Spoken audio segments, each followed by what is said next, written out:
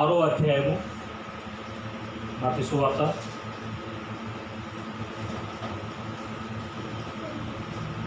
6వ అధ్యాయము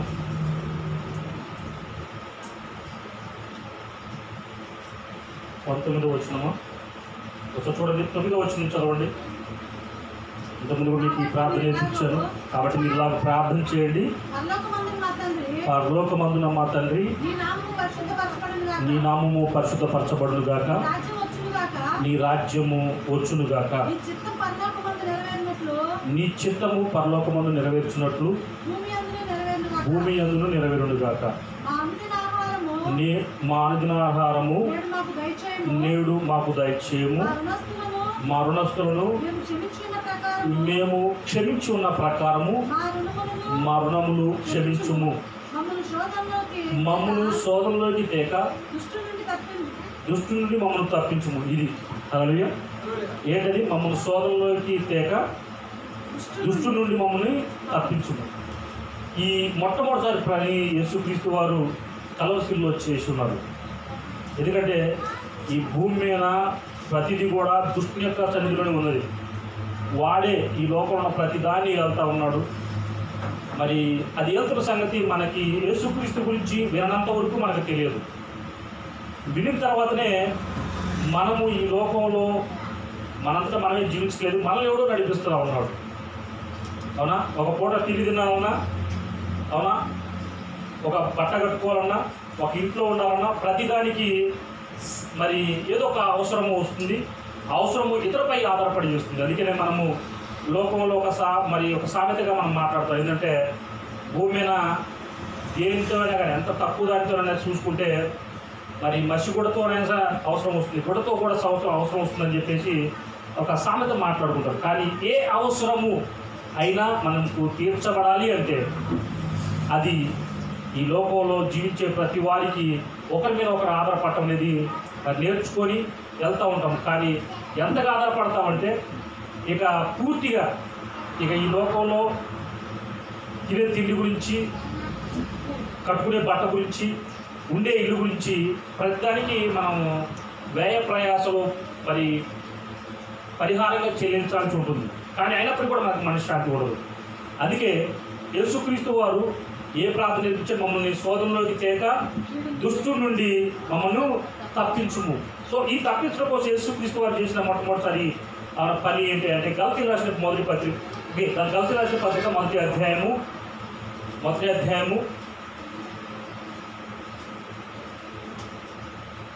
4వ వచనం. మన తండ్రి అయిన దేవుని చిత్త ప్రకారము క్రీస్తు మనలను ప్రస్తుతపు దుష్టకాలము నుండి విమోచింపవలెనని మన పాపముల నిమిత్తము తన్ను తాను అప్పగించుకున్నాడు అంటున్నాడు. హల్లెలూయా. ఇప్పుడు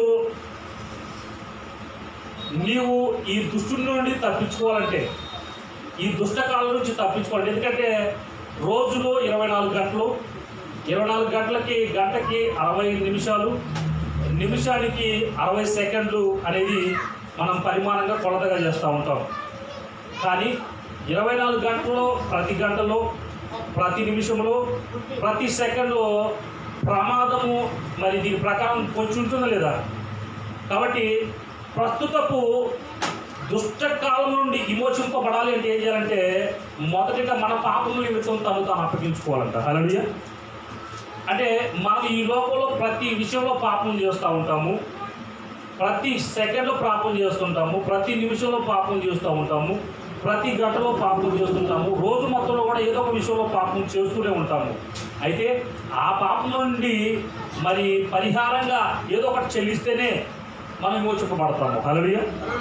చూడండి, మీకు కావాలంటే కూడా ఒక వ్యాపారి దగ్గరికి వెళ్తే ఒక తూకం తీసుకున్నట్లయితే మరి ఆ యొక్క తూకం కాటాలో ఒక పక్క కేజీ టమాటాలకి ఒక రేటు చెల్లించబడుతుంది, ఒక పక్క కేజీ రాయి పెట్టి ఒక పక్క టమాటాలు ఈక్వల్గా సమానంగా కూర్చినప్పుడు దానికి 20 రూపాయలు లేకుంటే 30 రూపాయలు లేకుంటే 50 రూపాయలుగా మరి దానికి పరిహారం చెల్లించాల్సి వస్తుంది. హల్లెలూయా. ఇక్కడ మనం కూడా ఈ రోజులో చేస్తున్న ప్రతి పాపానికి మరి పరిహారం చెల్లించాల్సిన పరిస్థితి ఉంది గత కాలంలో. అయితే వాటి ప్రతి ఒక్క పాపముల నుండి ఆయన తను తాను ఆ యొక్క పరిహారంగా అప్పగించుకోవడం ద్వారా మనం ఏమయ్యాము? అవునా? ఏమయ్యామంటే ప్రస్తుతం ఉన్న దుష్టకాలంలో విమోచింపబడ్డాము. హల్లెలూయా. ఇది మనం తెలుసుకోవాలి మొట్టమొదటిసారి. కాబట్టి దుష్టు నుండి ఎలా తప్పించాడు యేసుక్రీస్తు వారు? తను తాను అప్పగించుకోవడం ద్వారా. మరి తను అప్పగించుకోవడం ద్వారా దుష్టుని యొక్క కాలం నుండి మనం విమోచింపబడితే మనం ఆశీర్వాద కాలంలోకి ఖచ్చితంగా అడుగు పెట్టాలి. కాబట్టి అడుగు పెట్టడం కోసం ఆయన ఏం చేశాడంటే తన కుమారుని యొక్క ఆత్మని మనకి ఆదరణ ఇచ్చాడు. హల్లెలూయా. కాబట్టి ఈ యొక్క కుమారుని యొక్క ఆత్మ పొందుకున్న మనము జీవించే విధానము ఈ లోక సంబంధంగా ఉంటే ఇస్తాడా అంటే బైబిల్ చెప్తుంది అలా ఇవ్వడం. ఈ లోక సంబంధంగా ఏదైనా కావాలనుకుంటే దాని మీద ఆధారపడితే కనుక అది మనకు వస్తాయి అనుకుంటే కనుక ఏమాత్రం కూడా రాలేదు. ఎంతగా దాన్ని ఆధారపడతామో అంతగా అది మన మీద పెత్తనం చెలాయిస్తాము. చూడండి, పక్కింటి వాళ్ళైనా సరే, మరి తోటి సహోదరులైనా సరే, మనము ఎదుటి వాళ్ళని అవసరం కొద్దీ అడగనంత వరకు వాళ్ళకి మనకంటూ ఒక ప్రత్యేక విలువిస్తూ ఉంటారు. ఎప్పుడైతే మనం అవసరం కొద్దీ మరి అప్పు అడిగితే కనుక అప్పటి నుంచి వాళ్ళ యొక్క మైండ్లో మనము తగ్గించబడతా ఉంటాం. వాళ్ళ ఆలోచనలో మన విషయంలో తగ్గుతలాగా ఉంటుంది. మనల్ని తేలిక భావన కలిగి ఉంటాము. మనము అవసరం లేనట్టుగానే చూస్తూ ఉంటాము. కాబట్టి వీటన్నిటి నుంచి మరి మనం బయటికి రావాలి అంటే, విలువ కలిగిన బిడ్డగా జీవించాలంటే ఈ భూమి మీద మనకి ఇవ్వబడిన సువార్త ఏంటంటే, చూడండి, ఈ శుభవార్త అనేది నిజంగా పౌలుకు తెలిసినట్టుగా మరి నిజంగా అపోస్తులకు ఎవరికి తెలియకపోవడం వల్ల ఈయన అనుభవపూర్వకంగా తెలుసుకొని ఆ దుష్టకాలం నుంచి విమోచింపబడి దేవుని యొక్క ఆత్మ యొక్క వరములు పొందుకొని ఆ వరాలు పంచడం ద్వారా ఫలాలు ఫలించి తద్వారా సేవకులు తయారు చేసి ఈ భూమి మీద ప్రపంచ నలుమూలకు పంపించడం జరిగింది పౌలు. హల్లెలూయా. అయితే యేసుక్రీస్తు వారు పరిణామాన్ని ఎన్నుకున్న వాళ్ళలో 11 మంది మరియు ఒక పద్ధతి ప్రకారం వెళ్తే ఒక పౌలు మాత్రము దేవుడు నడిపించినట్టుగా నడిచాడు. హల్లెలూయా. నడిచాడు. మరి వాళ్ళు నడవలేదంటే వాళ్ళు కూడా నడిచారు, కానీ వాళ్ళు రక్షించబడిన వాళ్ళ విషయంలో నడిచాడు. ఈయన అన్యజనులకి మరి అన్యజనులు చూసి మాదిరికంగా నడవడం కోసం మరి దేవుడి నుంచి డైరెక్ట్గా పొందుకోవడం జరిగింది. ఎలా చూద్దాం. అక్కడ 11వ వచనం రాయబడి చూడండి, గలతీ రాసిన పత్రిక 1వ వచనము. సహోదరులారా, నేను ప్రకటించిన సువార్త మనుషుల యోచన ప్రకారమైంది కాదు అని మీకు తెలియజెప్పుతున్నాను అంటున్నాడు. హల్లెలూయా. ఇది మనుషుల యొక్క ఆలోచన ప్రకారం ఈ శుభవార్త లేదంటున్నాడు. హల్లెలూయా. ఎందుకంటే బైబిల్లో అపోస్తుల కాలంలో మరి ఒక ధనవంతుడు, ఒక అధికారి ఉంటాడు. ఆయన ప్రార్థన చేస్తున్నాడు, దాన మరి కార్యక్రమాలు చేసిన తర్వాత దేవుడి సన్నిధికి చేరబడుతుంది. దేవుడి సన్నిధికి చేరిన తర్వాత దేవుని యొక్క దూత వచ్చి మరి పలానా చోట మరి సీమోను ఇంట్లో చర్మకారు ఇంట్లో పేతురు ఉన్నాడు, ఆయన పిలిపించుకొని నువ్వు ప్రార్థన చేయి, మరి ఆయన నీకు కొన్ని మార్గాన్ని తెలియపరుస్తున్నప్పుడు అతను కొంతమందిని మరి పని వాళ్ళని ఇచ్చి పంపిస్తాడు. మరి పేతురుని తీసుకొస్తాడు. పేతురు చూసిన తర్వాత మరి వాళ్ళ ఇంతవరకు యేసుక్రీస్తు అంటే తెలియదు, కానీ ప్రార్థన చేస్తున్నాడు ఆ యొక్క అధికారి. ఆయన చేసే దాన కార్యాలు మంచివి కాబట్టి దేవుని సన్నిధికి చేరింది, కానీ ప్రభు అంటే ఎవరో తెలియదు. క్రీస్తు ఆయన మన కొరకు భూమి మీదకి వచ్చి మరణించి చనిపోవడం సంగతి ఆయనకు తెలియదు, కానీ మంచి పనులు చేస్తున్నాడు. ఆ వ్యక్తికి శుభవార్త ప్రకటించినప్పుడు తనే కాదు, తన బంధువులు, మరి తన పక్కింటి వారు, మరి స్నేహితులు సైతం కూడా ఆ వాక్యం పేతురు ద్వారా విని ఏమవుతారంటే పరిశుద్ధాత్మతో నింపడతారు. హల్లెలూయా. పరిశుద్ధాత్మ నింపడిన తర్వాత వాళ్ళకి ఏమంటారంటే దేవుని ఆత్మతో నింపబడిన వీళ్ళకి నీళ్ళకి ఆటంకం ఎవరైనా మరి చేస్తారంటే చేయరు, కాబట్టి మీరు యేసుక్రీస్తు నామములో బాప్తిసం పొందాలని పేతురు మరి ఆజ్ఞాపిస్తాడు. కాబట్టి ఇక్కడ పౌలుకి మనుషులు వచ్చిన ప్రకారంగా కాకుండా దేవుడి దగ్గర నుంచి డైరెక్ట్గా దేవుడు ఇవ్వడం చూసాము. హల్లెలూయా. ఎందుకంటే దమస్కు మార్గమున మరి యూదులను మొత్తం కూడా చెరపట్టి మరి చంపేయాలని, చెరసాలేసి బాధించాలని చెప్పేసి ఈ మార్గం నడుస్తున్న వాళ్ళని, ఈ యొక్క క్రీస్తు మార్గం నడుస్తున్న హింసించాలని చెప్పేసి దమస్కు మార్గం వెళ్తున్న సమయంలో మరి వెలుగు కనబడి మరి తర్వాత కళ్ళు 3 రోజులు వెళ్ళిపోవడం, అన్నీ వెళ్ళిపోయి మరి ప్రార్థన చేయడం ద్వారా తన కళ్ళు తెరపడం, బాప్తిసం తీసుకోవడం, ఆ తర్వాత ఆయన మరి ఎవరికి చెప్పకుండా అరేబియా దేశంలోకి వెళ్ళడం, 3 సంవత్సరాలు అక్కడ గడపడం, ఆ తర్వాత కేపాని మరి చూసిన తర్వాత ఈ యొక్క పరిచర్య మొదలు పెడతాడు. హల్లెలూయా. అయితే చూడండి, ఈ శుభవార్త ఎలా ఉందంటే మనుషుల ఆలోచన ప్రకారంగా లేదంటున్నాడు. హల్లెలూయా. నిజంగా మొదట నేను ఇక్కడికి వచ్చింది దేవుడి మార్గంలోకి స్వస్థత గురించి. ఏంటంటే నాకు బిడ్డలు కావాలి, నాకు బిడ్డలు ఇస్తే చాలు అనే ఒక మాటతో నేను ఇక్కడికి వచ్చున్నాను. అదే నా అవసరం. ఆ తర్వాత వచ్చిన సమస్యను బట్టి, కుటుంబంలో వచ్చిన కలహాలను బట్టి ఇక నేను తప్పించుకొని తిరగాలంటే ఎక్కడికి వెళ్ళాలి? చర్చికి వెళ్ళాలి, దేవుడి మాట వినాలి. ఎందుకంటే ఈడకు వస్తేనే ప్రకటించబడుతుంది ఎలా జీవించాలి అనేది. కాబట్టి ఈడకు వచ్చి నేను అందరికీ మరి తప్పించుకున్నవాడిగా జీవించాలని కోరుకున్న నాకు నిజంగా దేవుడు మరణం తప్పించాడు. హల్లెలూయా. అయితే చూడండి, ఆ తర్వాత నేను బాప్టిజం పొందమునిపే ఈ బైబిల్ చదువుతున్నాను. బైబిల్ చదువుతున్నప్పుడు నేను అక్కడ మాకున్న గుంటూరులో కృష్ణానది పక్కన అడవిలోకి వెళ్ళిపోయి అడవిలో కూర్చొని బైబిల్ చదువుతూ మోకం చేతులెత్తి ప్రార్థన చేస్తున్నప్పుడు బలంగా ఎవరో నాలోకి వచ్చినట్టుగా అనిపించేది. ఆ తర్వాత కళ్ళు తెరిచి చూసేవాడిని ఎవరన్నా చుట్టుపక్కల ఉన్నారా అని చెప్పేసి. ఆ తర్వాత సేవకుల దగ్గరికి వెళ్ళిపోయి అడగడం జరిగింది. ఆ తర్వాత వాళ్ళు చెప్పారు, నీవు దేవుని ఆత్మతో నింపడ్డావని. హల్లెలూయా.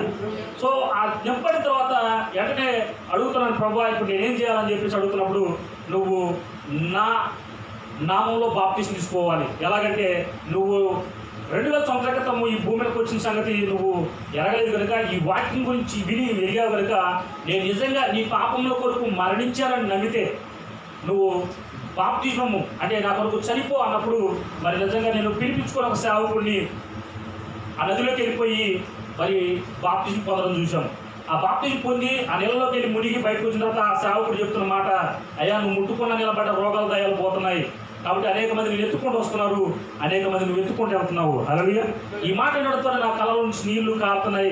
ఇదేంటి, నేను చదువుకుంది బీటెక్ అయితే, నేను జాబ్ చేయాల్సి అయితే అమెరికానో ఆస్ట్రేలియానో సింగపూర్ ఎలా వచ్చిందైతే, అవునా ఇలా సేవ చేయాలని చెప్పేసి అంటున్నాడు.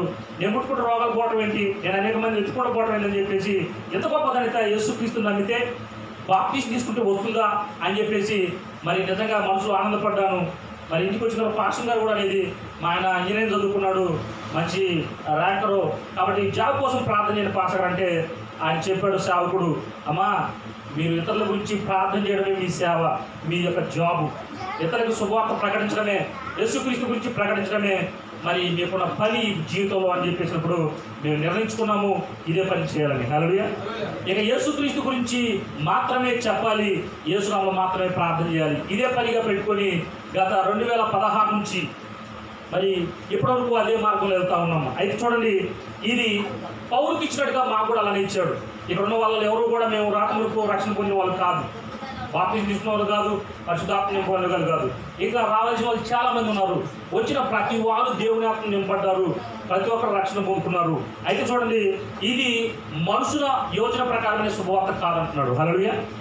దేవుడు మనకి ఇచ్చిన గుడ్ న్యూస్ ఏంటంటే, మనుషుల ఆలోచన ప్రకారం ఈయన స్వస్థపరచట్లేదు, మనుషుల ఆలోచన ప్రకారం ఈయన విడుదల ఇవ్వట్లేదు, మనుషుల ఆలోచన ప్రకారం ఈయన రక్షణ ఇచ్చేయట్లేదు, మనుషుల ఆలోచన ప్రకారము ఈయన నడిపించట్లేదు. ఈయన నడిపించే విధానము మనుషుల యోచన ప్రకారం కాకుండా ఎలా అంటే చూడండి, కింద వచ్చిన 12 వచనంలో, మనుషుల వలన దాన్ని నేను పొందలేదు, నాకెవడను దాన్ని బోధింపలేదు, కానీ యేసుక్రీస్తు బయలుపరచడం వల్ల అది నాకు లభించినది అని రాయబడింది. హల్లెలూయా. అంటే పరిశుద్ధాత్మ అనేది పౌరులకు బోధించబడాల. పరిశుద్ధాత్మ మనలోకి వస్తాడు, ఆయన మనకి నడిపింపు దయచేస్తాడు, ఆయన మనకి విడిగిడి దయచేస్తాడు, ఆయన మనకు ప్రార్థన నేర్పిస్తాడు, ఆయన మనకి కృపావరములు అనుగ్రహిస్తాడు, ఆయన మనకి ఆత్మఫలాలు అనుగ్రహిస్తాడు, శరీరసారంగా కాకుండా ఆత్మసారంగా జీవింపజేస్తాడు, ఇతరులకి వెలుగుగా చేస్తాడు అనేది పౌలుకి ఎప్పుడు తెలిసిందంటే పరిశుద్ధాత్మతో నింపబడిన తర్వాత. అయితే పౌలు 3 రోజులు ఉన్నప్పుడు పౌలుకు తెలిసింది, ఒక అతను వచ్చి తన కళ్ళ మీద చేతులు ఉంచడం ద్వారా, అననీయ యొక్క వ్యక్తి వచ్చి చేతులు ఉంచడం ద్వారా మరి నేను కళ్ళు తెరిచి చూస్తున్నానని చెప్పేసి ముందే చూపించాడు. హల్లెలూయా. అంటే అది మనుషుని వచ్చిన ప్రకారం కాదు, దేవుడినే డైరెక్ట్గా కళ్ళు 3 రోజులు పోయిన తర్వాత ఆయన ఏం చూడట్లా, కానీ దేవుడు చూపించినది ఏంటంటే మరి అననీయ యొక్క వ్యక్తి వస్తాడు, వచ్చి తన కళ్ళ మీద చేతుల ద్వారా మరి కళ్ళు చూపు వస్తుంది, తర్వాత రక్షణ పొందుకుంటాడని చూసిన తర్వాత పౌలు మరి చూస్తే విస్తారమైన పరిచర్య శుభవార్తను ప్రకటించడం చూసాము. హల్లెలూయా. ఇక పౌలు కన్నా పత్రికలు రాసిన వాళ్ళు ఎవరు లేరు. పేతురు ఉంటే 2 రాశాడు, యాకోబు ఉంటే 1 రాశాడు, అవునా. ఇక ఎవరు కూడా అంతగా ఎక్కువగా రాసిన సందర్భాలు లేవు. కాబట్టి అవునా, యోహాను అంటే ఒక 4 సువార్తలు ప్రకటన రాశాడు, కానీ ఎక్కువగా రాసింది ఎవరు? పౌలు రాశాడు. కాబట్టి పౌలు ఏమంటున్నాడు, మనుషుల వలన పరిశుద్ధాత్మ పొందలేదు అంటున్నాడు. ఒకరు ఇచ్చేది కాదు. ఈ వాక్యం ఎవరైతే వింటున్నారో నమ్ముతారో నమ్మిన వారికి ఆయన వాళ్ళలోకి వస్తాడనమాట. హల్లెలూయా. ఆయన వాళ్ళలోకి వస్తాడు అంతే. చాలామంది అంటారు మాకు పరిశుద్ధాత్మ పడాలని మీరు ప్రార్థన చేయాలి. కాదు, నేను ప్రార్థన చేయాలంటే నువ్వు సిద్ధపడి ఉండాలి. హల్లెలూయా. నువ్వు నాకు కావాలి నువ్వు అనుకుంటే కనుక ఇవ్వాలనే దేవుడు అవునా ఇక్కడ నన్ను నిలబెట్టి మిమ్మల్ని నింపుతాడు, మిమ్మల్ని స్వస్థపరుస్తాడు, మీకు విడుదలిస్తాడు, మీకు సమృద్ధి ఇస్తాడు, మీకు ఆశీర్వాదం ఇస్తాడు, మిమ్మల్ని మండిస్తాడు, ఇతరులకి మాదిరికరంగా జీవిస్తాడు. కాబట్టి ఆయన చిత్తం ఏంటంటే ఈ భూమి మీద క్రీస్తు ఉన్నప్పుడు కన్నా గొప్పగా ఈ భూమి మీద యేసునామం ప్రకటించబడాలి. హల్లెలూయా.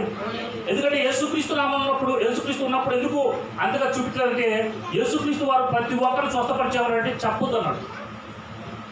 చెప్తే ఏమవుతుందంటే చెప్పిన ప్రతిసారి ఆయన చంపాలని చూశాడు. ఇప్పుడు ఆయన కొండ మీద తీసుకెళ్ళిపోయి ఆయన స్వస్థపరిచిన దాన్ని బట్టి కొండ మీద తీసుకెళ్ళిపోయి పడేస్తే ఆయన చనిపోతే అవునా దేవుని చిత్తం నెరవేర్చబడుతుందా? లేదు. ఆయన ఎందుకు వచ్చాడు? మొదటిగా మన పాపము నిమిత్తము తను తాను అప్పగించుకొని ప్రస్తుతం ఉన్న దుష్టకాలం నుంచి మనల్ని విమోచింపాలి. హల్లెలూయా. దేవుడి చిత్తం నీ ద్వారా మన ద్వారా జరగాలని. ఇంకొకటి కాదు, ఇంకొకరు ఎవరో కాదు. ప్రతి వారు గమనించాల్సింది ఏంటంటే దేవుడు నీ ద్వారా కనపరచబడాలని ఆశపడుతున్నాడు. హల్లెలూయా. నీ ద్వారా గొప్పతనాన్ని చూపించాలని ఆశపడుతున్నాడు. తన ధనం అంటే ఏంటో అవన్నీ నీ ద్వారా కనపరచాలని అనిపిస్తున్నాడు. తన బలం అంటే ఏంటో నీ ద్వారా చూపించాలని ఆశపడుతున్నాడు.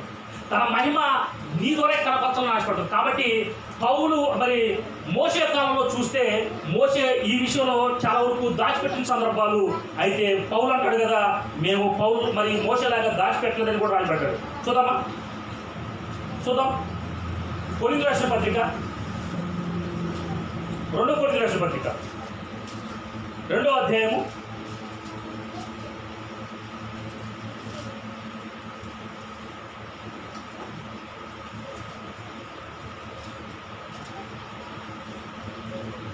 12వ వచనం నుండి అమ్మా ఒక 3వ అధ్యాయం 12వ వచనం 2 కొరింథీ రాసిన పత్రిక 3వ అధ్యాయము 12వ వచనం తగ్గిపోచున్న మహిమ యొక్క అంతమును ఇశ్రాయేలు తేరు చూడకున్నట్లు మోషే తన ముఖం మీద ముసుగు వేసుకొనెను, మేమట్లు చేయక అంటున్నాడు. హల్లెలూయా. మరి 40 రోజులు దేవుడితో గడిపాడు ఉపవాసం ఉండి మోషే గారు. మోషే ప్రవక్త 40 రోజులు దేవుడి చంద్రుడి గడిపితే దేవుడి మహిమను అడుగుతాడు. దేవుడి మహిమను అడిగితే చూపిస్తాడు. అంటే నా ముందు నువ్వు చూడలే కాబట్టి నా వెనక భాగాన్ని నువ్వు చూస్తావు, నేను నేను దాటిపోయిన వరకు నా చేతులు నేను కప్పుతాను, నేను దాటిపోయిన తర్వాత నా వెనక భాగం నువ్వు చూస్తావు కానీ ముందు భాగం నువ్వు చూడలేవని చెప్పి తన మహిమను చూపిస్తాడు. అయితే ఇదే మోషే కొండపైన 40 రోజులు ఉపవాసం ఉండి దిగి వస్తుంటే ఇశ్రాయేలు చూసి అసలు తట్టుకోలేకపోయారు. ఇంత మహిమ ఏంటి అని చెప్పించి తట్టుకోలేకపోయారు. అందుకనే మోషే ఏం చేశాడంటే వాళ్ళు ఈ మహిమ చూసి తట్టుకోలేకపోతున్నారు కాబట్టి ఈ మహిమ కనబడకుండా ఏం చేస్తాడంటే ముసుకేసుకుంటాడు. కాబట్టి అది దినదినం ఏమైందంటే తగ్గిపోవడం చూసాం. 40 రోజులు దిగి వచ్చినప్పుడు ఉన్న దానికన్నా ప్రతిరోజు తగ్గిపోవడం చూసాం. తగ్గిపోయి మరి జీరోకి రావడం చూసాం. అందుకనే ఆ జీరోకి వచ్చిన తర్వాత దేవుడు ఒకటి చెప్తే ఈయన ఇంకోని చేసి ఆ కొండ మీదకి వెళ్ళిపోయి చనిపోవాలనే మాట ఆజ్ఞను పొందుకున్నాడు దేవుని దగ్గర నుంచి. మరి నిజంగా చెప్పాలంటే 40 సంవత్సరాలు ఇజ్రాయెల్ జనాంగాన్ని లక్షల మంది నడిపించిన వాడు నాయకుడు కాణాలకు వెళ్ళొచ్చా లేదా? వెళ్ళాలి, ఖచ్చితంగా అర్హుడు. అలాంటి వాడిని చెప్పిన మాట చెప్పినట్టుగా పరిశుద్ధపరచబడలేదు కనుక ఆ ఒక్కటి ఏం చేస్తాడు, నువ్వు పోయి ఇదిగో ఈ కొండ మీదకి వెళ్ళిపోయి అక్కడికి చనిపో అంటాడు. కాబట్టి ఇక్కడ చూస్తే తగ్గిపోతున్న యొక్క మహిమ ఆ యొక్క అంతం కూడా మోసి చూపించలేదంట. అది ప్రతిరోజు ఈ రోజు 2 రోజులు 3 రోజులు వారం 2 నెలల రోజులకి పూర్తి తగ్గిపోయింది. అలాంటి మహిమ కొద్దిగా ఉన్నప్పుడే మరి ఎక్కువగా ఉన్నప్పుడు చూపించాల్సిన బాధ్యత ఎవరికి? మోషేకుంది. అయితే ఈ మోషే చూపించకుండా దాన్ని ఏం చేశాడంటే ముసుగు వేసుకున్నాడంట. అంటే దాచిపెట్టాడని రాయబడింది. అవునా, హైడ్ చేశాడని రాయబడింది. కాబట్టి ఈ యొక్క మోషే దాచిపెట్టినట్టుగా మేమట్లు చేయట్లేదు అంటున్నాడు పౌలు. హల్లెలూయా. మేమట్లు చేయక ఇంటి నిరీక్షణ గలవారని బహుధైర్యంగా మాట్లాడుతున్నాం. ఎందుకంటే మాకున్న ఆత్మస్థితిని మేము బహిరంగ ప్రత్యక్షంగా చూపించాలనుకుంటున్నాం. ఎంతమంది వచ్చినా కూడా ఇక్కడ చూడాలనుకుంటే దేవుడి చదువు ఈ వాక్యం తర్వాత చూడొచ్చు అంటున్నాడు. ఎందుకంటే నీకు ఆశ ఉందా స్వస్థ పొందుకోవాలని, నీకు ఆశ ఉందా విడుదల పొందుకోవాలని, నీకు ఆశ ఉందా అభివృద్ధి పొందుకోవాలని, నీకు ఆశ ఉందా ఇతరులని రక్షణలోకి నడిపించాలని, నువ్వు ఆశ ఉందా నువ్వు ఆశీర్వదించబడాలని, నీకు ఆశ ఉందా ఇతరులకు ఇవ్వాలని, అయితే నేను అన్నీ చేయడానికి సిద్ధంగా ఉన్నాను. హల్లెలూయా. కాబట్టి పౌలు అంటున్నాడంటే మేము అట్లు చేయక ఇట్టి నిరీక్షణ గలవారమై బహుధైర్యంగా మాట్లాడుతాం. అంటే మేము కొంచెం ఎదురు చూస్తున్నాం. 4 రోజులు లేటైనా, నెల రోజులు లేటైనా, 8 సంవత్సరాలు లేటైనా ఎదురు చూస్తున్నాం. ఎందుకంటే ఆయన చూపించడం మొదలైతే ఇక ఎవడు తట్టుకోలేడు. హల్లెలూయా. ఆయన ఒకసారి తన మహిమను ప్రత్యక్షపరచడం చూస్తే కనుక ఇక ఎవడు కూడా ఈ భూమి మీద శరీరధారిగా జీవించడానికి వీలు లేదు అంటున్నాడు. కింద 14 మరియు వారి మనసులు కఠినమైన కనుక నేటి వరకు పాత నిబంధన చదవబడినప్పుడు అది క్రీస్తునందు కొట్టివేయబడినని వారికి తేటపరచబడక ఆ ముసుకే నిలిచింది అంటున్నాడు. ఇప్పుడు కూడా మోసే కాలంలో ఎలాగైతే ముసుకేస్తున్నారో యూదులు, ఈ రోజు కూడా ఇజ్రాయెల్ దేశంలో మరి మగవాళ్ళు యూదులు మొత్తం కూడా ముసుకేసుకుంటారు. తెలుసా? ముసుకాలు వేసుకుంటారు, టోపీలన్నీ పెట్టుకుంటారు. అవునా? మామూలుగా ఎవరు వేసుకోవాలి? లేడీస్ వేసుకోవాలి. అది పౌలు మరి నిజంగా ప్రకటించాడు. దేవుని మహిమ, దేవుని యొక్క పోలిక ఎవరు అయినారు? పురుషుడు అయినాడు. కాబట్టి పురుషుడు బహిరంగంగా కనపడాలి, తన మహిమ ప్రత్యక్షంగా చూపించాలి. అలాంటి మరి ఇజ్రాయెల్ జనాంగము ఇప్పుడు కూడా ఇజ్రాయెల్ దేశంలో ముసుకేసుకుంటారు, వాళ్ళు నమ్మరు. మోసే ప్రకటించింది నిజం, మోసే ఆజ్ఞలే నిజం అంటారు. ఇక్కడ ఏమంటున్నాడు? వారి మనుషులు కఠినాలు కనుక ఈ ధర్మశాస్త్రం చదువుతున్నప్పుడు వాళ్ళు ఏం చేస్తారంటే ముసుకేసుకుంటారు, పొట్టాలు వేసుకుంటారు, టోపీలు పెట్టుకుంటారు, ఏదో తలక మీద మాత్రం ఖచ్చితంగా ముసుకేసుకుంటారు. అయితే ఇప్పుడు ఆ ముసుకే నిలిచినారు, ఇప్పుడు కూడా ముసుగు నిలిచింది. 10వ వచనము, నేటి వరకును మోసే గ్రంథము వారు చదివినప్పుడల్లా ముసుగు వారి హృదయం మీద ఉంది, కానీ వారి హృదయం ప్రభు వైపునకు ఎప్పుడు తిరుగునో అప్పుడు ముసుగు తీసేయబడుతుంది. హల్లెలూయా. మన భారతదేశంలో ఆ ముసుగు తీసేయబడింది. అందుకనే ప్రత్యక్షంగా ఆయన కార్యాలు అనేకులు చూస్తున్నారు. హల్లెలూయా. ఎరగకపోయినా మనము ఇంతవరకు యేసుక్రీస్తు నామము ఎరగకపోయినా ఎదిగిన మనము ఇప్పుడు తెలుసుకున్న తర్వాత ఆ పరిశుద్ధాత్మని బట్టి ఆ కార్యాలు చూస్తున్నాం లేదా? ఆ మహిమను చూస్తున్నాం లేదా? మనం అనుకున్న దానికంటే గొప్ప కార్యాలు మనం చూస్తున్నాం లేదా? ఎందుకంటే ఆ మహిమ ఇప్పుడు ఆ మహిమ ఇక్కడ తెరచడం, మరి ఆ ముసుగు తీసేశాడు మనకి పరిశుద్ధాత్మ నుంచి. ఇప్పుడు వాళ్ళకి అనుగ్రహించబడలేదు. ఇంకా వాళ్ళు ఇంకా యేసుక్రీస్తు శరీరధారిగా భూమి మీదకి వచ్చి చనిపోయి లేచినవాడు ప్రభు అని, ఆయన రక్షకుడని, రాబోతున్నవాడని చాలామంది నమ్మరు ఇజ్రాయెల్ దేశంలోనే. కాబట్టి ఇప్పుడు ఆ ముసుగు అక్కడ తీసేయబడలేదు, కానీ వాళ్ళు మోసే గ్రంథంలో ఉన్నాక ధర్మశాస్త్ర ఆజ్ఞలు చదువుతున్నప్పుడు ముసుగు ఖచ్చితంగా వేసుకుని తిరుగుతారు. మనకంటున్నాడు అది అవసరం లేదు అంటున్నాడు. ఎలా చూడండి. అంటే ఇప్పుడు మన హృదయం, వాళ్ళ హృదయం ప్రభు వైపు తిరిగితే కనుక, పరిశుద్ధాత్మ తిరిగితే కనుక, ఎందుకని ప్రభు నేను ఏం చెప్తుంటే ప్రభువే ఆత్మని రాయబడింది కదా. చూడండి 10వ వచనము, ప్రభువే ఆత్మ, ప్రభు యొక్క ఆత్మ ఎక్కడున్నో అక్కడ స్వతంత్రం ఉంటుందంట. హల్లెలూయా. అంటే ఏంటి? ఎక్కడైతే పరిశుద్ధాత్ముడు ఉంటాడో, ఎవరిలో అయితే ఉంటాడో వారు ఇక ఏమైనా చేయడానికి సిద్ధంగా ఉన్నాడు. సామెతల గ్రంథం రాయబడింది, అన్నున్నవాడు ఏమైనా చేయొచ్చని రాయబడింది. అంటే ఏంటి? నీవు పరిశుద్ధాత్మని బలంగా నింపుకుంటే కనుక, పరిశుద్ధాత్మ పొందుకుంటే కనుక నువ్వు అడిగినదల్లా ఎప్పుడు జరగాలి? వెంటనే జరగాలి. దాన్ని స్వతంత్రం అంటాడు. హల్లెలూయా. అంటే నేను ఇదిగో ఇంట్లో అడిగేస్తా, నేను ముందుకు అడిగేస్తా, నేను ఎడమకు అడిగేస్తా, నేను ఎడికి అడిగేస్తా, ఎక్కడికైనా అడిగేయచ్చు. అంటే నువ్వు ఏ పని చేసినా కూడా క్రీస్తు నామములో అది జరిగి తీరాల్సిందే. కానీ పాత నిబంధన నువ్వు కుడికి ఎడమకి కొట్టిలు పో, అలా తలపోడు. నువ్వు ఉంటే స్ట్రైట్గా నడవాలి. ఇక్కడ కూడా అంతే. నువ్వు ఒకవేళ ఇటువంటి నడిచినా కూడా పడిపోతావు. కాబట్టి పడిపోకుండా ఎవరు ఉంటారా అంటే పరిశుద్ధాత్మ నేను స్వతంత్రించుంటాడు. హల్లెలూయా. నువ్వు అడగాలి, ప్రభా ఇదిగో నేను కుడికి ఎడమ తడవద్దని నువ్వు పాత్రలో చెప్పావు, కానీ ఇప్పుడు నేను ఇదిగో ఈ పక్కడు చేయాలనుకుంటున్నాను, నీ నామం నేను నిమిత్తమై అంటే చెప్తాడు. ఇది కరెక్టే కాదని చెప్తాడు. లేదంటే ఇక పౌలు మరి అపోస్తుల కార్యాలు చూస్తే కొన్ని ప్రాంతాలకు వెళ్ళాలని, ఆశలకు వెళ్ళినప్పుడు వెళ్ళని పరిశుద్ధాత్మ వెళ్ళదు, నువ్వు ఇటు కదా రౌండ్ తిరిగి మీరు స్ట్రైట్గా దగ్గరే కరెక్టే అని నేను రౌండ్ తిప్పి తీసుకెళ్తున్నాను. కాబట్టి పరిశుద్ధాత్మ ఏమవుతుంది? స్వతంత్రాన్ని ఇస్తాడంట. హల్లెలూయా. ఇండిపెండెంట్గా పనిచేయడానికి సిద్ధంగా ఉంటావు. ఇక ఎవరి మీద ఆధారపడలేదు. అందుకనే బైబిల్లో ఒక మాట రాబడింది, ఇంకో మాట దీని నుంచి ముందుకెళ్దాము. ముందుకెళ్ళి మళ్ళీ దానికి మొదటి యోహాను రాసిన పత్రిక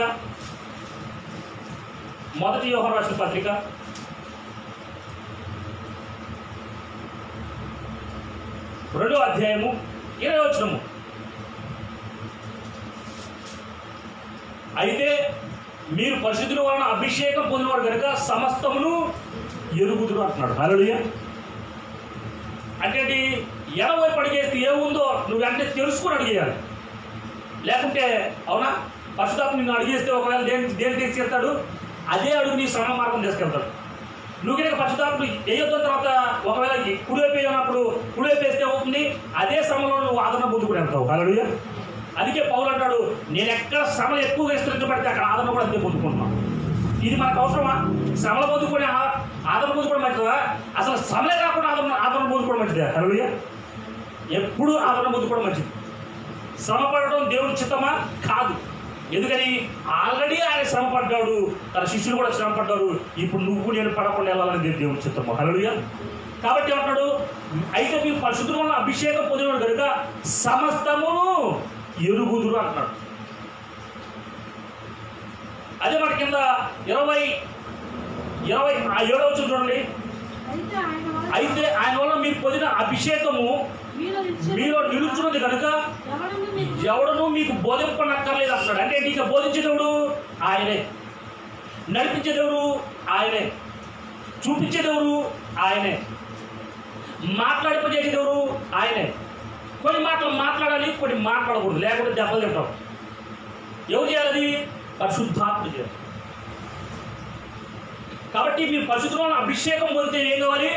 ఆయన నిలబడితే మీరు ఎవడో కూడా నీకు బోధిస్తాడు. ఎందుకంటే ఆయన ప్రతి క్షణం నీకు బోధిస్తాడు, ప్రతి నిమిషం నీకు బోధిస్తాడు, ప్రతి గంట నీకు బోధిస్తాడు, ప్రతి రోజు నీకు బోధిస్తాడు. ఇక నీకు శ్రమ అవుతాయా? నీకు కష్టం అవుతాయా? నీకు నొప్పి వస్తుందా? నీకు అప్పు కలుగుతుందా? నీకు లేవు కలుగుతుందా? నీకు దరిద్రం వస్తుందా? అంటే ఏంటి? నిలబట్టలేదు కనుక పరిశుద్ధాత్మలో ప్రతి క్షణము శ్రమలు మనకు వస్తూనే ఉంటాయి. ఇప్పుడు పరిశుద్ధాత్మలో ఉంటే నీకు దేవుడే బోధిస్తున్నప్పుడు శ్రమలు అంటే అని చూస్తావా? ఎప్పుడు చూడవు. కింద చూడండి ఇంకొక మాట, ఆయన ఇచ్చిన అభిషేకం సత్యమే కానీ అబద్ధం కాదంటున్నాడు. వాక్యమే, దేవుడి మాట ద్వారా మాత్రం ఇచ్చిన వాగ్దానాన్ని నెరవేరుస్తాడు, మూడు కాదు. ఇది నీ జీవితంలో చేస్తానంటే ఈ సంవత్సరం అదే చేస్తాడు మూడు దేవుడు. అయితే నువ్వేం చేయాలి? దాన్ని క్లెయిమ్ చేయాలి. దాన్ని ఏం చేయాలి? అడగాలి. నువ్వు మనకి ఈ వాక్యం విన్న తర్వాత మనం ఏం చేయాలి? అడగాలి, ఇది నాకు కావాలి అని చెప్పేసి. నిజమే, నీ ఎదుగుతుంది, అది నువ్వు తీసుకోవడానికి నీ చేయి ఉపయోగించాలి. ఇక్కడ మనము అడగాలి. దాన్ని మనం అంటున్నావు ప్రార్థన, ప్రేయర్ అంటున్నాం. కాబట్టి ఇప్పుడు నిజము సత్యము అన్నప్పుడు, నిజం అన్నప్పుడు దాన్ని నువ్వేం చేయాలి? అడగాలి. అడుగు ప్రతి వాడికి నిత్యం ఏమిస్తున్నాడు? పరిశుద్ధాత్మ ఇస్తున్నాడు. అది చూడండి కదా, అది అన్నిటినీ ఏంటి? పరిశుద్ధాత్మ అన్నిటిని గురించి మీకు బోధించున్న ప్రకారంగాను, ఆయన మీకు బోధించిన ప్రకారంగాను ఆయనలో మీరు నిలుస్తున్నారు అంటున్నాడు. హల్లెలూయా. ఇప్పుడు పరిశుద్ధాత్మ ఎన్నిటిని బోధిస్తుంది? అన్నిటిని బోధిస్తున్నాడు. అంటే ఆది నుంచి ప్రకటన వరకు ప్రతి వాక్యం అవసరాన్ని బట్టి మీతో మాట్లాడుతుంది. అందుకనే ఒక రకమైన పరిచయం మాత్రమే కావాలని కోరుకోవడం. అందుకే ఇక్కడ కావాలి, ఎన్ని పరిచయం కావాలంటే అపోస్తుల పరిచయం కావాలి, ప్రవక్తల పరిచయం కావాలి, బోధకుల పరిచయం కావాలి, సువార్తికుల పరిచయం కావాలి, కాపర్ల పరిచయం కూడా కావాలి. హల్లెలూయా. ఇన్ని పరిచయాలు కలిస్తేనే మనం సంఘంలో నిలబడతాం. లేదంటే కనుక ఒక కాపరి మాత్రమే చాలనుకుంటే, ఒక బోధకుడు మాత్రమే చాలనుకుంటే, ఒక సువార్తికుడు మాత్రమే చాలనుకుంటే, అవునా, ఒక ప్రవక్త మాత్రమే చాలనుకుంటే, ఒక అపోస్తులు అద్భుతాలు స్వస్థలు మాత్రమే కావాలనుకుంటే మాత్రం నిలబడలేదు. ఇది ఏం పరిశుద్ధాత్మకి ఎన్ని బోధిస్తాడు? అన్నింటినీ బోధిస్తాడు అంట. అంటే అన్నింటిని మనం అంగీకరిస్తాము. లేదంటే కనుక అవునా, మా పాస్టర్ గారు చెప్పిన వాక్యమే, మా పాస్టర్ గారు చేసిన ప్రార్థనే చాలు, అనేది మాకు అవసరం లేదు, ఇక్కడే ఈ బావిలోనే ఉంటాం, ఇంకా బయటికి వెళ్ళాం అనేది మనం ఒక హద్దులు పెట్టుకుంటాం. కానీ ఏం చేస్తారు? పరిశుద్ధాత్మ వచ్చి అది అన్నిటిని గురించి, పరిశుద్ధాత్మ అన్నిటి గురించి మీకు బోధించిన ప్రకారంగాను, ఆయన మీకు బోధించిన ప్రకారం ఆయన మీలో నిలుచున్నారంటున్నాడు. హల్లెలూయా. అందుకే నేను ఇక్కడ ఈ ఒక్క పరిచయం చూడాల, ఈ యొక్క ప్రవక్త దేవుడు నన్ను పిలిచిన పిలుపుని బట్టి అప్పుడే చూడాల. నేను ఆ కాపర్ల దగ్గరికి వెళ్ళాను, సువార్తికుల దగ్గరికి వెళ్ళాను, ప్రవక్తల దగ్గరికి వెళ్ళాను, అపోస్తుల దగ్గరికి వెళ్ళాను. ఇవన్నీ చూసి దేవా ఇవన్నీ నా ద్వారా జరిగించుకోవాలని చెప్పేసి అడిగాను. హల్లెలూయా. నాకు సంఘం కావాలి, నేను సువార్త బోధించాలి, మీటింగ్లు పెట్టి ప్రార్థన చేయాలి, అవునా, నేను ప్రార్థన చేసి అక్కడ స్వస్థ విడుదల జరగాలి, అది చూసి అనేక మంది అన్నిటిలో రక్షించబడాలి. హల్లెలూయా. పడిపోయిన వాళ్ళు లేవనెత్తబడాలని చెప్పి ప్రార్థన చేశాము. కాబట్టి ఈ 5 రకాల పరిచర్యలు ఈ యొక్క సంఘంలో జరగడం చూసి మేము ఆశ్చర్యపోతున్నాం. హల్లెలూయా. అది నేనే కాదు, సంఘంలో ప్రతి వారు చేయాలని దేవుడు చెప్తాం. ఒక నేను మాత్రం ఎన్నాలని చేస్తాను చెప్పండి? మోసే ఆ రోజు అడిగాడు లేదా, ఎన్నాలని నేను భరించండి నేను తండ్రిని మోసుకొని పోవడానికి. కాబట్టి పరిశుద్ధాత్ముడు ఏం చేస్తాడు, అన్ని రకాల పరిచర్యలు ప్రతి ఒక్కరికి ఇస్తాడు. అందుకే బోధించేవాడు బోధించట్లో, హెచ్చరించేవాడు హెచ్చరించలో, అవునా పెట్టేవాడు పెట్టలో, సాయం చేసేవాడు సాయం చేయట్లో, ప్రతి దాంట్లో పని కలిగి ఉండాలని కోరుకున్నాడు. ఇది ఒక్కడి ద్వారా చేస్తారా, ఒక్కడి ద్వారా చేయొచ్చు, అందరి ద్వారా చేయొచ్చు, కానీ ఒకటి చేస్తే గమనించదు కాబట్టి ప్రతి ఒక్కరు చేయాలని కోరుకుంటున్నాం. కానీ ఇది ఏ జ్ఞానము, పైనుంచి వచ్చే జ్ఞానం కాబట్టి ఇది ఎలాంటిది అంటే ప్రతి దాన్ని అంగీకరించేది, నమ్ముతాం అంతే. యేసుక్రీస్తులో మేము నమ్మాము, మేము ప్రార్థనకు వస్తామని చెప్పి నమ్ముతాం. మనం ఎంత క్రూరుడైనా సరే, ఎంత తాగుపోతున్నా తిరిగిపోతున్నా ఏమంటామంటే అమ్మ మేము కూడా వస్తాం మన చర్చి కంటే, నువ్వు తాగేవాడివి, నువ్వు తిరిగేవాడివి, నువ్వు అక్రమ సంబంధం పెట్టుకుని తిరిగేవాడి కాబట్టి నువ్వు ఇక్కడ రావద్దు అని మనం అంటావా? అసలు రాండి తప్పకుండా అని అంటాం. నన్ను బాగు చేసిన దేవుడు నిన్ను కూడా బాగు చేస్తాడని చెప్పి చెప్తాం. ఓకే, ఎన్నికలు కదా 2 కొరింథీయుల పత్రిక 3వ అధ్యాయం ఎన్నికెళ్దాం. 3వ అధ్యాయం 17వ వచనం.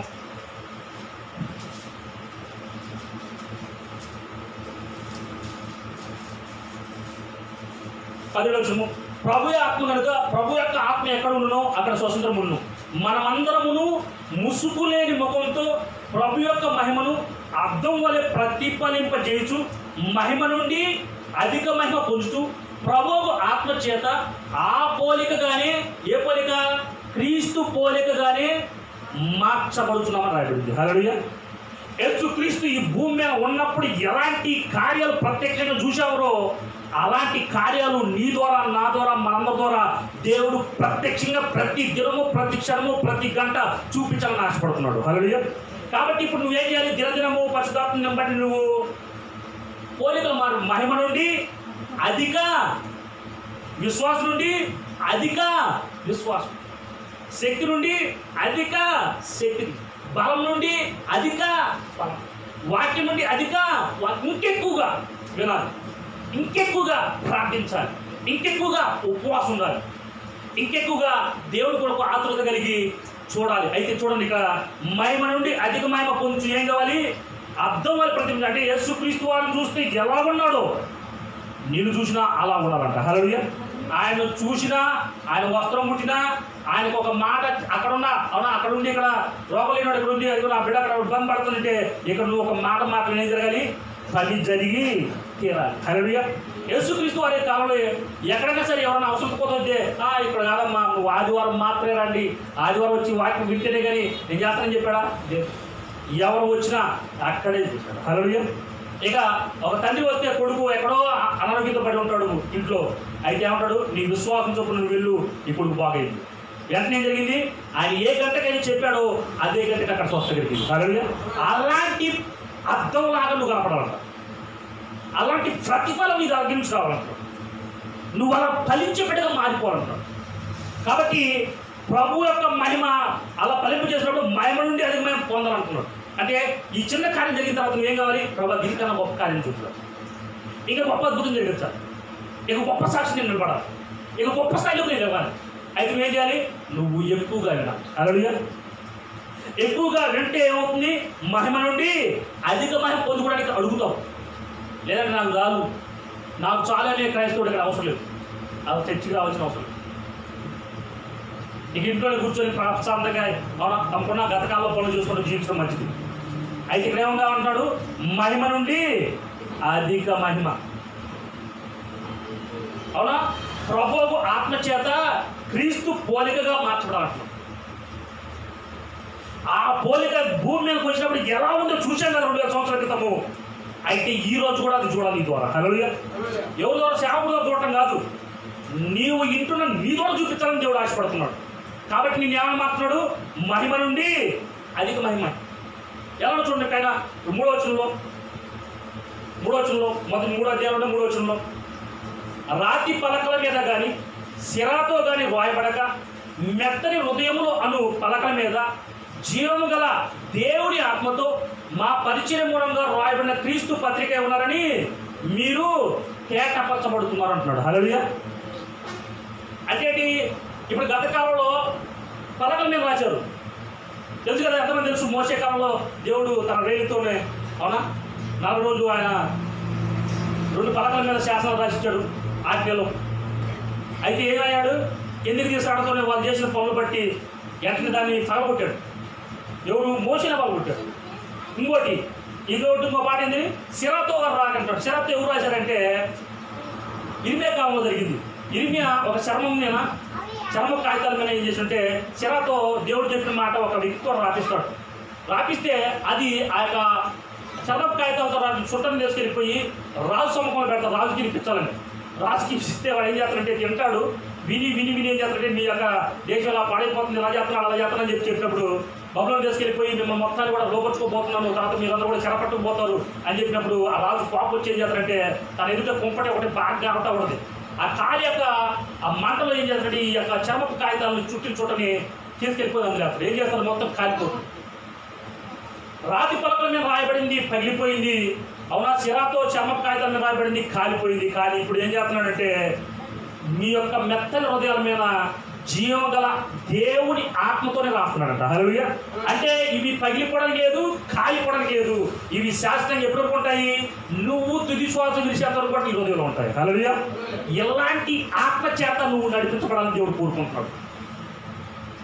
ఈ మాటలు ఎందుకు ఇక్కడ వచ్చినా ప్రతి ఆదివారం మాట్లాడంటే నీవు ఎలాంటి ఉద్దిపెట్టవి? జీవము గల దేవుని ఆత్మతోనే రాటి పడుతుంది నీ హృదయం మీద. కాబట్టి నీ హృదయం మీద రాసుకోవడం కోసం ఇక్కడ రావాలి.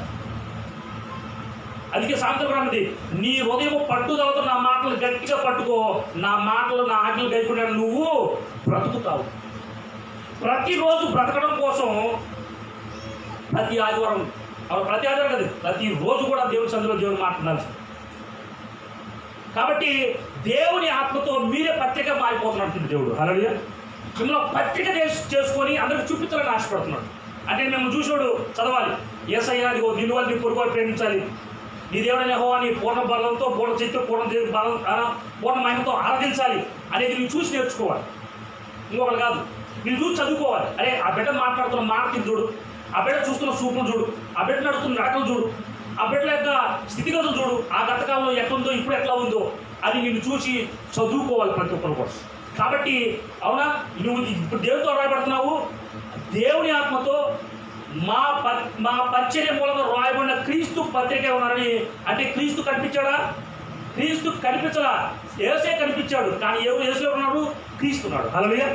శరీరంలో ఉన్నారు, ఆత్మ. అందుకే యేసుక్రీస్తు అంటాడు, యేసు అంటే నేను తండ్రి ఏకమై ఉన్నాను, నేను చేసే క్రియలు నాయ కావు, తండ్రి నాలో పని చేస్తున్నాడు. హల్లెలూయా. అంటే ఈ భూమికి వచ్చింది క్రీస్తు అని ఇప్పుడు చాలా మంది నమ్మట్లా. యేసు గురించే మాట్లాడుతున్నారు, క్రీస్తు గురించి ఎవరు మాట్లాడుతున్నారు? హల్లెలూయా. చూసారా? ఇప్పుడు శరీరసారంగా వచ్చిన యేసుక్రీస్తు గురించి ఎంత మాట్లాడే ప్రాబ్లం ఉండదు. యేసు గురించి ఎన్ని రకాల మాటలు మాట్లాడే ప్రాబ్లం ఉండదు. కానీ క్రీస్తు గురించి మాట్లాడితే సమస్య. ఎందుకంటే మనుషులకి వ్యతిరేకంగా మాట్లాడితే పెద్ద తీర్పు ఉండదు, కానీ పరిశుద్ధాత్మకి వ్యతిరేకంగా మాట్లాడితే కనుక ఖచ్చితంగా తీర్పు పొందుకుంటారు. అది అంటనే. హల్లెలూయా. అందుకే క్రీస్తు గురించి ఎవరు మాట్లాడరు. క్రీస్తు మన మధ్యలో ఇప్పుడు ఉన్నాడని చెప్తే ఎవరు నమ్మడు. కానీ క్రీస్తు యొక్క పత్రిక ఎవరు కావాలని కోరుకుంటున్నాడు? పౌలు నీవే కావాలని కోరుకుంటున్నాడు. క్రీస్తుని చూపించాలని బాధ్యత ఎవరిపై అంటున్నాడు?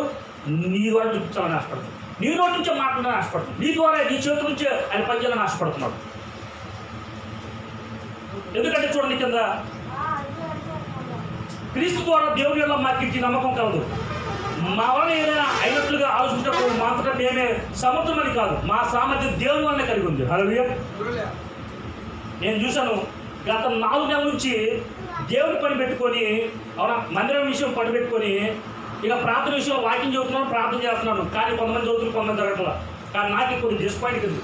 అంటే ఏంటి అందరూ జరగాల్సింది, ఇంతకుముందు అందరికీ ప్రతి ఒక్కరు జరిగింది, ఇప్పుడు కొంతమంది జరగట్లేదు, కొంతమంది జరుగుతుంది, కొంతమంది మాత్రం సాక్షి చెబుతున్నారు, ఇంకా అందరూ చెప్పలేకపోతున్నారు అని చెప్పేసి ఒక 2-3 వారాల నుంచి బలంగా ఉపవాసం ఉండి బయటికి వెళ్ళిపోయి ప్రార్థన చేస్తున్నాను.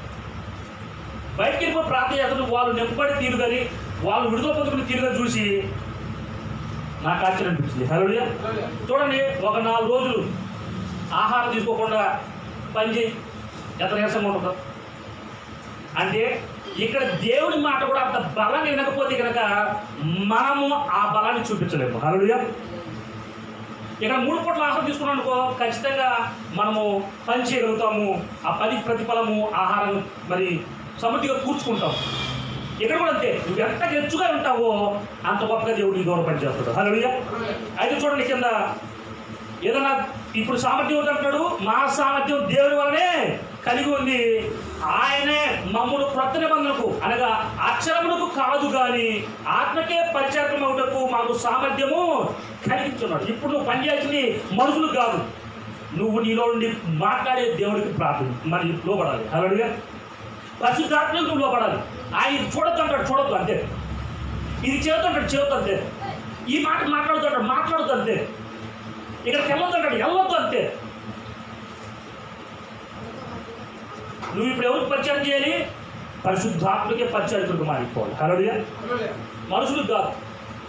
అంటే ఇప్పుడు నేను దేవుని మాట ప్రత్యక్షంగా వింటే కనుక మీకు ఆ మాట తెలిస్తే ఏం కావాలి?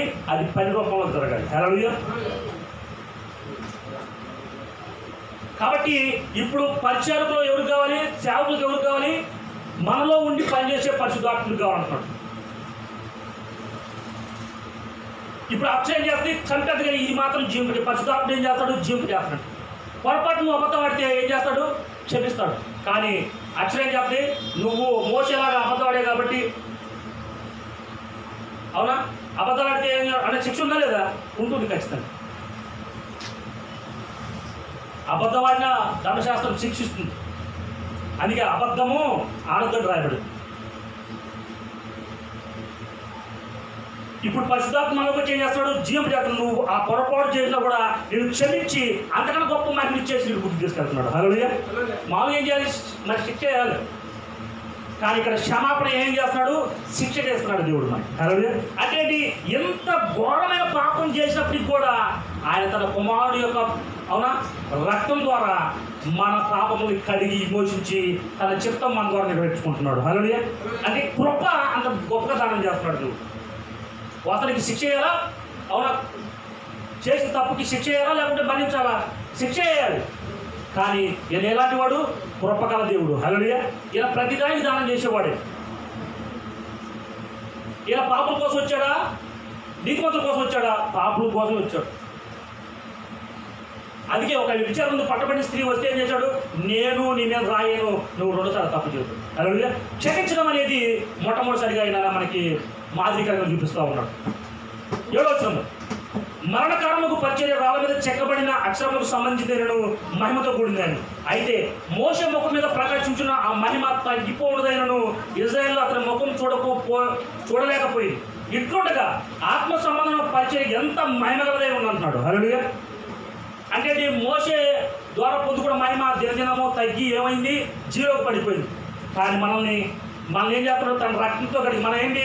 పాపాల లిస్టులో, దోషాల లిస్టులో, అవునా, ఇక చేస్తున్న ఘోరమైన యొక్క పనుల విషయంలో అన్నింటిలో ప్రథమంగా మనమే ఉన్నాం, ఐట్లో ఉన్నాం. అయితే అంత ఐటి పాపంలో ఉన్న మనల్ని ఏం చేస్తున్నాడంటే తన రక్తంతో చిన్నగా కడిగి ఏం తీసుకొస్తున్నాడు? మోసేలాగా జీరో తీసుకొస్తున్నాడు. తీసుకొచ్చి ఏం చేస్తాడంటే మోసే ఇచ్చినట్టుగానే మోసేకి ఇచ్చినట్టుగా మహిమ ఇచ్చి ఏం చేస్తాడంటే ఎక్కువ చేస్తాడు, దినదినం ఎక్కువ చేస్తున్నాడు. హల్లెలూయా. మహిమ నుండి అధిక మహిమ. అందుకే అంటాడు ఎంత ఆత్మ సంబంధమైన పరిచర్య ఎంత మహిమగలదై ఉన్ను, శిక్షా విధికి కారణమైన పరిచర్య మహిమగలదైతే నీతికి కారణమైన పరిచర్య ఎంతో అధికమైన మహిమగలదగు అంటున్నాడు. హల్లెలూయా. నీతి అంటే ఏంటి? 2000 సంవత్సరాల క్రితము నా పాపాల కొరకు మరణించి చనిపోయే తిరిగి లేచినావు, వారు యేసుక్రీస్తు అని నువ్వు నమ్మడము నీతి. ఇది నమ్మితే నీకేం కావాలి? అత్యధికమైన అవును ఇక పరిచర్య ఏం కావాలి? ఎంతో అధికమైన మహిమ ద్వారా ఆ పరిచర్య చూపించాలి, ఆ పని చూపించాలి. దేవుని పని ఏమంటున్నాడు? ఎంతో మహిమ కలది, ఎంతో అధికమైన మహిమ కలది. 10వ వచనము, అత్యధికమైన మహిమ దీనికి ఉండటం వలన, దేనికి? ఆత్మ పరిచర్యకుండా, పరిశుద్ధాత్మ పరిచర్యకుండటం వల్ల అంతకు మునుపు మహిమ కలిగిగా చేయబడింది, ఈ విషయంలో మహిమ లేదు అని అంటున్నాడు. హల్లెలూయా. మోసేని తగ్గించడానికి గల కారణము నీకు ఎక్కువ ఇవ్వడం కోసం. హల్లెలూయా. అసలు మోసే కంటే గొప్పలో మనం కాదు, కానీ మోసే కంటే గొప్పగా జీవించడానికి ఆత్మించాడు. హల్లెలూయా. అందుకే మీలో ఉన్నవాడు లోకంలో ఉన్నాడు కంటే గొప్పవాడు. మీరు ఎప్పుడు బలహీనలు అయితే ఎప్పుడు ఏమనాలి? మేము బలవంతులు, ఎందుకంటే మా గొప్పవాడు మాలో ఉన్నాడు. మీరు ఎప్పుడైతే అనుకున్న తినే టైంలో ఏమనాలి? మేము ధనవంతులు, మేము అనేక మంది పెట్టేవాళ్ళని మాట్లాడాలని చెప్తాను. రోగంతో ఏం చేయాలి? నువ్వు అనాలి నాకు స్వస్థత అని నువ్వు చెప్పాలి. కాబట్టి అత్యధికమైన మహిమ దీన్ని కొనడం వల్ల మోసేకి తగ్గించి మనకి ఎక్కువ చేయడం కోసం మోసేకి తగ్గించాలని చూస్తున్నట్టు. హల్లెలూయా. ఎంత గొప్ప చూడదు. అంతా 40 సంవత్సరాలు 6 లక్షల మందిని నడిపించుకుంటా ప్రయాసపడుకుంటూ వెళ్ళిన మోసేకి తగ్గించి అన్ని పాపాలు చేసిన మనకి ఎక్కువ ఇవ్వడం చూస్తూ ఉన్నాము. హల్లెలూయా. ఇది కనుక నిజంగా నీ హృదయానికి తగిలితే ఈ రోజు నుంచి నేను ఏ రంగంలోనైనా సరే, ఏ పనిలోనైనా సరే, ఏ జాబ్లైనా, రాజకీయాలైనా, ఉద్యోగాలైనా, వ్యాపారాలైనా ప్రతిదీ నీకు సరెండర్ అయిపోవాల్సిందే. హల్లెలూయా. ప్రతి పని నీ పాదం దగ్గర రావాల్సిందే, నేను వేడుకోవాల్సింది. అది చూడండి, తగ్గిపోవడదే మహిమలదైతే ఉండి ఎడలా నిలుచుని మరి ఎక్కువ మహిమ కలదే ఉంటున్నాడు. హల్లెలూయా. అంటే మరి ఎక్కువగా చూపించాల్సిన బాధ్యత ఎవరికి? దేవుడి చిత్తము నీలోనే ఉందంటున్నాడు. నీలో చూపించాలి దేవుడి చిత్తమే, ఇంకొకరు ఎవరు కాదు. ఇటు కృప మీ అందరికీ కలుగును గాక. ఎందుకని ప్రస్తుతం ఉన్న దుష్టకాలం ఎవరు విడిపించాడు? విడిపించడం గల కారణం ఏంటి? ఆ పాపం నుంచి నిన్ను మన పాపం నుంచి తను అప్పగించుకొని మనం విడిపించడానికి గల కారణం అంటే ఆయన చిత్తము నీ ద్వారా నెరవేర్చబడాలి. అది ఒక పాట, నీ చిత్తము నాలో జరిగించుమో దేవా, పనికొచ్చే పాత్రగా నన్ను వాడుకో యేసయ్యా.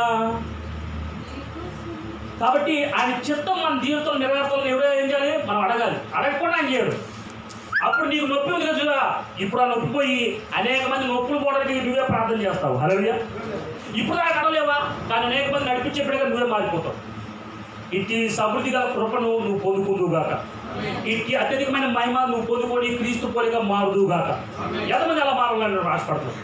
ఎంతమంది ఆ మహిమ ప్రతి చూడాలని ఆశపడుతున్నాను? అయితే లేచి నాతో పాటు ప్రార్థన ఎక్కించాడు. అడగండి, ప్రతి ఒక్కరు అడగండి. నిజంగా ఇప్పుడు దాకా బలహీనులుగా ఉన్నప్పటికీ కూడా, దరిద్రులుగా ఉన్నప్పటికీ కూడా, వ్యసనాలు ఉన్నప్పటికీ కూడా, వ్యాధి బాధలు ఉన్నప్పటికీ కూడా అడగండి. మీ చేతులు పైకెత్తి, ప్రభువా నిజంగా నేనైతే చేయను, కానీ నా ప్రతి పాపం నుంచి నువ్వు అప్పగించుకొని ప్రస్తుతం ఉన్న దుష్టకాలం నుంచి నన్ను విమోచించిన దేవుడవు, నన్ను ఆశీర్వాదకరంలోకి మాత్రమే నడిపించడానికి వచ్చిన వాడవు, సమృద్ధి గల జీవితం నడిపించడానికి వచ్చిన వాడవు. అయ్యా మాకు బోధించిన తర్వాత ప్రభువా ఇక నుంచి నువ్వు బోధించే ప్రతి మాటని వినాలని ఆశపడుతున్నాను. సంగముడిగా ప్రభువా నడుస్తున్న ప్రతి క్షణము, ప్రతి నిమిషము, ప్రతి గంట, ప్రతిరోజు నీ మాట విని నీ మాట ప్రకారం చేయాలని ఆశపడుతున్నాను. అయితే ఈ బలహీన ప్రభావ బలవంతుడిగా చేయండి, ఈ దరిద్రుని ధనవంతుడిగా చేయండి, ఈ వ్యాధి బాధలో సంపూర్ణ స్వస్థనివ్వండి. ఈ యొక్క ఈ చెడు మార్గంలో ఎత్తున్న ప్రభావ సరైన మార్గం నడిపించిన కృప చూపించండి. పరిశుద్ధాత్మను నాకు కావాలని కోరుకుంటున్నాను. నాలోకి దిగిరండి. నీ ఆత్మీయ వర్షం నాపై కుమ్మరించండి. అడగండి ప్రతి ఒక్కరు కూడా, ప్రభా నీ పరిశుద్ధాత్మ వర్షం నాపై కుమ్మరించండి. ఎందుకంటే ఆత్మానుసారులు ఆత్మ విషయాన్ని మనసు పెడతారు, శరీరానుసారం శరీర విషయాన్ని మనసు పెడతారు. శరీర విషయమైన మనసు మరణింపజేస్తుంది, కానీ ఆత్మానుసారమైన మనసు జీవము సమాధానిస్తుంది. ఇప్పుడే నీకు జీవానికి కదిలిస్తుంది. నీ ఎముకలని, నీ రక్తాన్ని, నీ యొక్క మాంసాన్ని, కండని, ప్రతి అవయవాన్ని కదిలింపజేసి నీకు సమాధానం ఇస్తుంది. స్వస్థతగా సమాధానిస్తుంది, విడుదలగా సమాధిస్తుంది, మరోమరుచుగా సమాధానిస్తుంది, సమృద్ధిగా సమాధానిస్తుంది. అకౌంట్లు మార్చే విధంగా నీ పరిస్థితి ప్రతి పరిస్థితిని మార్చడానికి ఆయన సిద్ధంగా ఉన్నాడు. నువ్వు సిద్ధంగా ఉన్నావు అడగడానికి? అడగడానికి సిద్ధంగా ఉన్నావా? నాకు రావాలని అడగడానికి సిద్ధంగా ఉన్నా? పరిశుద్ధాత్మ నాపై నీ పరిశుద్ధాత్మ వర్షం పంపరించు ప్రభా.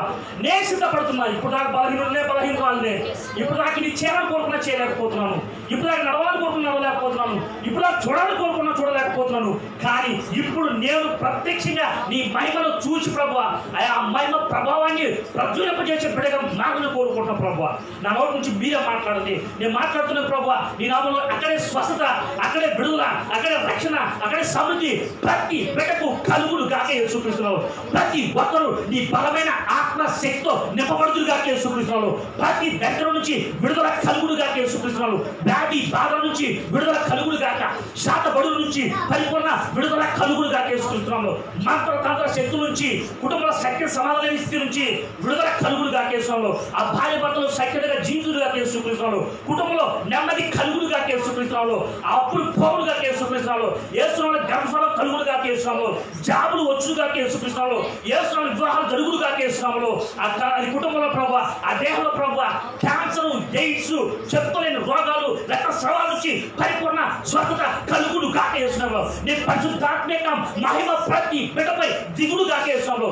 అంతే కాలంలోనాక నీ మహిమ ప్రభువా మా ద్వారా చూపించాలని ఆశపడుతున్నావు. అందుకు కావాల్సిన సామర్థ్యము నీ పోలికలో మార్చబడటం ద్వారా మహిమ నుండి అధికమైన పొందుకోవడం ద్వారా ప్రభావ పొందుకోవడానికి మీరు సిద్ధంగా ఉంటే పనిచేసే దేవుడు అన్న ప్రభావ అతి కృపను ప్రతి బిడ్డకు దయచేయమని, ప్రతి బిడ్డను బలపరిచి వాడుకోమని యేసు క్రీస్తు నామములో ప్రార్థిస్తున్నాం తండ్రి.